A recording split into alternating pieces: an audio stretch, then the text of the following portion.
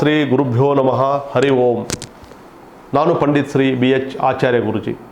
ನಮ್ಮ ಯೂಟ್ಯೂಬ್ ಚಾನಲ್ಗೆ ಸ್ವಾಗತ. ವೀಕ್ಷಕರೇ, ಆಷಾಢ ಮಾಸದಲ್ಲಿ ಮಕರ ರಾಶಿಯವರ ಭವಿಷ್ಯ ಹೇಗಿರುತ್ತೆ, ಅವರ ಜೀವನದಲ್ಲಿ ಏನೇನು ಬದಲಾವಣೆಗಳಾಗುತ್ತೆ ಅಂತ ಇವತ್ತು ನಾನು ಹೇಳಿಕೊಡ್ತಾ ಇದ್ದೇನೆ. ಈ ವಿಡಿಯೋ ನಿಮಗೆ ಇಷ್ಟ ಆದರೆ ಲೈಕ್ ಮಾಡಿ, ಶೇರ್ ಮಾಡಿ, ನಮ್ಮ ಯೂಟ್ಯೂಬ್ ಚಾನಲ್ನ ಸಬ್ಸ್ಕ್ರೈಬ್ ಮಾಡಿ. ಆರ್ಥಿಕವಾಗಿ ನೀವು ಸ್ನೇಹಿತರ ಮಾತು ನಂಬಿ ಹಣ ಹೂಡಿಕೆ ಮಾಡಿದರೆ ನಷ್ಟ ಅನುಭವಿಸುವ ಸಾಧ್ಯತೆ ಇದೆ. ಸ್ನೇಹಿತರೊಂದಿಗೆ ಸೇರಿ ನೀವು ವ್ಯವಹಾರ ಮಾಡೋದಾಗ್ಲಿ, ಇಲ್ಲ ಹಣಕಾಸಿನ ಒಪ್ಪಂದ ಮಾಡೋದಾಗ್ಲಿ ಯಾವುದೇ ಕಾರಣಕ್ಕೂ ಮಾಡಬೇಡಿ. ನಂತರ ಕೊಡುತ್ತೇನೆ ಎಂಬ ಭರವಸೆಗೆ ಹಣವನ್ನು ಕೊಟ್ಟರೆ ನೀವು ಸಿಲುಕಿಕೊಳ್ಳುವ ಸಾಧ್ಯತೆ ಇದೆ. ಇನ್ನು ವ್ಯಾಪಾರದಲ್ಲಿ ಹಳೆಯ ವಿಧಾನಕ್ಕಿಂತ ಹೊಸ ತಂತ್ರಗಳನ್ನು ಬಳಸ್ಕೊಳ್ಳಿ. ದೊಡ್ಡ ವ್ಯವಹಾರಕ್ಕಿಂತ ಸಣ್ಣ ಸಣ್ಣ ಆರ್ಡರ್ಗಳಿಂದ ನಿಮಗೆ ಉತ್ತಮ ಲಾಭ ಸಿಗುತ್ತೆ.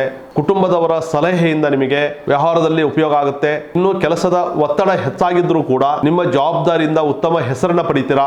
ಮೇಲಾಧಿಕಾರಿಗಳ ನಿರೀಕ್ಷೆ ಹೆಚ್ಚಾಗುವ ಸಾಧ್ಯತೆ ಇದೆ. ಕೆಲಸದ ಸ್ಥಳದಲ್ಲಿ ನಿಮ್ಮ ನಿರ್ಧಾರವನ್ನ ಕೆಲವೊಬ್ಬರು ಪ್ರಶ್ನಿಸುತ್ತಾರೆ.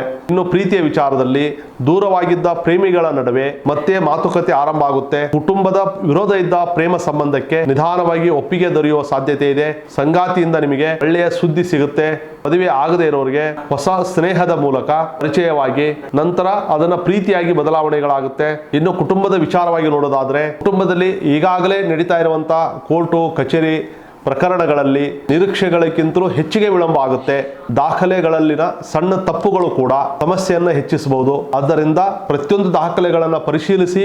ಇನ್ನು ಕುಟುಂಬದಲ್ಲಿ ಹಳೆಯ ಕುಟುಂಬದ ಕಲಹ ಮತ್ತೆ ಚರ್ಚೆಗೆ ಬಂದು ಮನಸ್ತಾಪಗಳು ಹೆಚ್ಚಾಗುತ್ತೆ. ನಿಮ್ಮ ಒಳ್ಳೆಯ ಉದ್ದೇಶವನ್ನ ಕೆಲವೊಬ್ರು ತಪ್ಪಾಗಿ ಅರ್ಥ ಮಾಡ್ಕೊಳ್ತಾರೆ. ಆಸ್ತಿ, ಹಣ ಅಥವಾ ಕುಟುಂಬದ ಜವಾಬ್ದಾರಿಗಳ ಬಗ್ಗೆ ಬಂಧುಗಳ ನಡುವೆ ಭಿನ್ನಾಭಿಪ್ರಾಯಗಳು ಉಂಟಾಗುತ್ತೆ.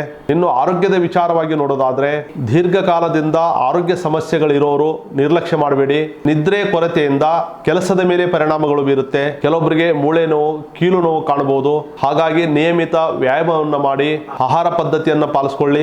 ಈ ಆಷಾಢ ಮಾಸದಲ್ಲಿ ಪ್ರಯಾಣವನ್ನು ಆದಷ್ಟು ಕಡಿಮೆ ಮಾಡಿಕೊಳ್ಳಿ.